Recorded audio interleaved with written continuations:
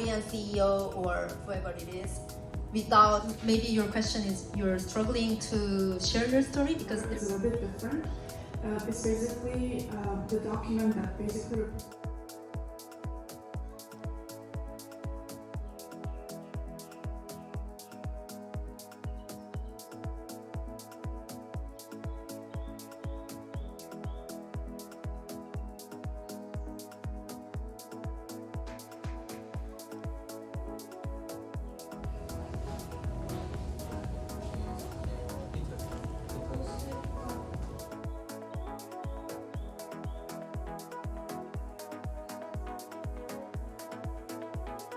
I used to work there, and then I also used to work in a 공기업. 5 years working in SK Telecom on different positions.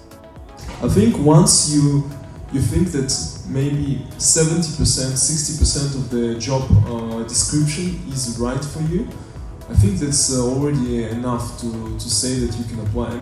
Some people prefer to go for a small company and meanwhile prepare and go to a better job. I think it really depends on each person. Like if you want to work fast, then most of the cases from my friends, like they work in startup first.